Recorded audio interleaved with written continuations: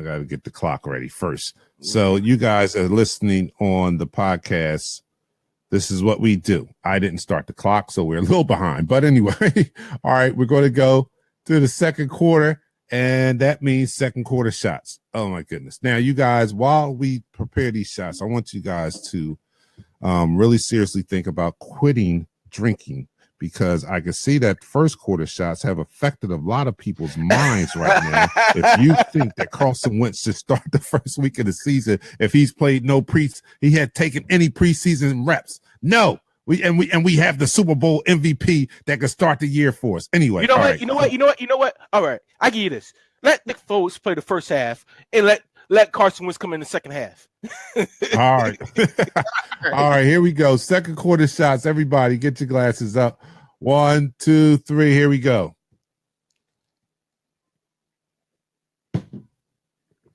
Now, I'm really hoping that these second shots are going to inject some wisdom into my Jermaine Patton Ciroc shots. He's doing Ciroc out there. That's what's up.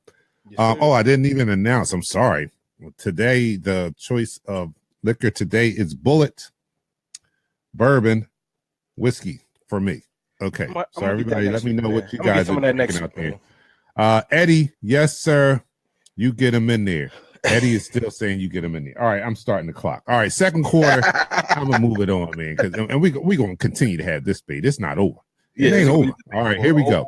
All right, so our second quarter, we're talking about position battles. We're going to talk about the position battles as this offseason goes on. And the first two positions we're going to discuss today are going to be the running back and tight end. We have some position battles going on. Pat, talk to me about what you see in that battle. Well, normally this is the part where we give it to Shell and have Shell talk about the running backs, because he's a former fullback / running back, and he knows more about the position than we do. But since he's not here, I'm chiming in for him. Right now on our depth chart, this is what it looks like. Jay Ajayi, Corey Clement, Darren Sproles, Josh Adams, Wendell Smallwood, and Donnell Pumphrey. That's our running backs right now. I think they have a undrafted running back also, besides Josh Adams, but it's not showing up on the roster. But right now, when you look at the roster, there's only room for at least one more player besides Jay Ajayi, Corey Clement, and Darren Sproles. You go on it like last year. They came on the screen. Look on the screen. And Dallas scores another TD for the Eagles. What? No. I'm talking about the comment I got up there. Josh Adams. You forgot about Josh Adams. I said Josh Adams. Okay, I didn't hear that. I said Josh Adams. Yeah. So you have the fourth spot is between three running backs. It's between Josh Adams, an undrafted rookie free agent from Notre Dame, Wendell Smallwood, the third-year player, and Donnell Pumphrey, the first-year player. Listen. If you can't do anything special, you can't stand out. I always say Josh Adams looks like the second coming of LeGarrette Blount. I know somebody in the comments said early, why did we get rid of him? Listen, LeGarrette Blount served his purpose here with the Eagles. It was time to move on from him and get younger at that position. Josh Adams offered you something similar to what LeGarrette Blount gives to you, but in a younger body. Wendell Smallwood, I think he has peaked. He doesn't offer you too much. He does have some good special teams, return and stuff, skills of that nature. But besides that, he doesn't stand out from the pack. Donnell Pumphrey is more here to be the second coming of Darren Sproles. But as you can see it, after training camp, those games showed that he wasn't ready for, the pounding that he would take as a fourth or fifth running back. So that's the position battle I see. Out of those three, Smallwood, Adams, and Pumphrey, only one of those guys is going to make the team at the fourth running back. All right, let me go to a couple comments because they are jumping all over this. Steven Nelson says the first time in history I'll be happy to hear Dallas scores again. Yeah, I saw that. When you said look at the screen, I saw that. So what? Corey Robinson says the running backs that should make it: Adams, Ajayi, Sproles, Clement, and Pumphrey. Pumphrey, wow, he's going to have to show a lot, I think, if he's going to crack he's going this to show a on. lot, man. And he has a chance down there. There's a chance because if he can show some worth as a return specialist, I don't know. We'll have to see. I don't know how he looks in the backfield right now, but he just was not. He didn't look ready last year. He didn't look like he was ready, and I think his best chance of doing anything is as a return specialist. We know Sproles has the punt return locked up. Maybe he can make an impact on kickoff return. Miles Smith, what's up, Miles? What's going on? What's up, guys? Been missing you guys, Dad. Oh man, prayers go out to your dad, man. Yes, Miles is a regular, usually on there. So I'm sorry to hear that that's what kept you away, but I'm glad to have you back, and I hope your dad's doing fine now. Marcus Diggs, cut Smallwood ASAP. I'm with that. Smallwood should get cut. Mike Timmons agrees. The Pumphrey brothers, this cat is fast. The Pumphrey, Steve says, brothers, this cat is fast. Yes, but he's fast, but not enough. But you're 176. Well, he did gain weight. I haven't meant that he did. He's up to close to 190. I think he's over 190 now. But at the end of the day, when you're being haunted by, you could be, what beats speed? I'm sorry. What beats speed is power. So if he hits the hole and he has a linebacker the size of Branham coming at you, he's going down. So that's my only thing with Pumphrey. Like I did watch the tape. He's very quick. He's cat fast. So I don't know. I see what plays out. We're speculating because we don't know what's going to happen. But if I had to take a guess, and let's look at Dylon's comment, Josh Adams will be the fourth running back there, paying him crazy money as an undrafted free agent. He's one of the highest in the leagues. You don't pay crazy money for an undrafted free agent unless you see him as a gem. And I agree with that. So I'm seeing it as, if we're going to keep 5 running backs, because we don't know how many they're going to keep. But if we keep 5, I would say, okay, Corey, Ajayi, Sproles, of course, Adams. I'm going to say Adams. And the fifth one, wow, who I say is well. I mean, last year we had 5 last year too. Like we started the season with 5 running backs, and everyone's like, "What the heck are you doing?" All right. So let me say this: if Smallwoods and Pumphrey is in a neck and neck tie, then I think Pumphrey's going to get the nod. It's going to be Pumphrey's because they kind of moved up to get this guy, so they're going to give him every opportunity to make it. So I'm going to say Pumphrey is the 5th one. The tight ends. Mm-hmm. So the tight ends, I think, of course, going to be Ertz. How many did we keep? We kept 3 last year, right? We kept 3 last year. We had one on the practice squad also. Right now, the starting the tight ends goes as such. Our number 1 tight end is Zach Ertz. Now, our number 2 tight end is up in the air. But we do have Dallas Goedert, Billy Brown, Richard Rodgers, and Joshua Perkins. And also, we got the rugby player Adam Zumba that we signed last season to a futures contract, which I think he's not going to make it here as a tight end. But to be ideal, this is how I see it, envision it. Zach Ertz, Dallas Goedert, Richard Rodgers, and Billy Brown battling probably Richard Rodgers for that third tight end position. Because I think like I said before, I think Billy Brown has more to offer as a receiver tight end than we can expect. I think he's going to show out in training camp and in preseason this year. All right. Christopher Burton says, I think Dallas is the number 2 tight end. What do you think about that? Do you think Dallas he outperforms the free agent we signed from Green Bay? It slips my mind right now. Rodgers. Rodgers. Do you think he outplays him and makes that number 2 spot? They love this guy. This guy looks like Gronk out there. I mean, he's a big dude. He's about 2 inches smaller than Gronk, but yes, he does. Actually, I looked at his statement. He does, like, he dwarfs. They list him at 6'4" or 6'5", but he dwarfs some of these big linemen and quarterbacks. And I'm like, okay, he's a big human being. But the one knock on him was he has the passion to block. He has the passion to block, but it's not all the way there yet. But they'll work on that. That's all you need. If you got the passion, they can work it. He got the passion. Some guys don't want to block at all. Yeah, but he has hands. He has the best hand. I'm saying this right now.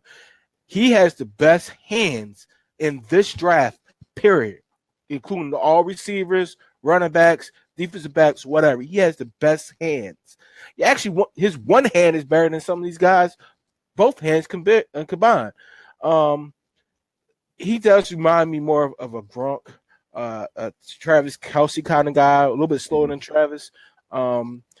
He modeled his game after Zach Ertz. So when you model your game after somebody that's actually doing it at a high level, I mean, you're only going to be a very good player once you get to this level. All right, I got to jump in the comments because they're fighting out here. I mean, Corey Robinson is going crazy. Dorsey, you a fool. Y'all giving this man Josh Adams way too much credit. All right, calm down, everybody, to your corners right now. Cheers to you guys. Cheers to your corners. Corey says, Ertz, I guess. Ertz, Goddard, Rodgers, and Brown makes the practice squad. If Billy Brown and Mike Timmons asked, does Billy Brown make the 53? If Billy Brown, he looks like the guy most likely, if this was the senior yearbook, he would be most likely to make the practice squad. But if he shows any type of growth from last year, because they really like this guy, that's why they stashed him on the practice squad. So if he shows any type of improvement and he cannot break the top three, it's going to be hard to keep him. Yeah, it's going to be hard to keep him with his ability the way it is. So that's the second quarter. Yeah, last point before you go to halftime. I think Billy Brown does make it because if you look at him and you look at Dallas Goedert, they actually look almost identical if you put them side by side, as far as size-wise, as far as what they do and catch the ball in college. Billy Brown won the best, won the highest award in Division II football when he came out. You know, he was that good. So I believe if he's even with Richard Rodgers going into the season, you're out of there.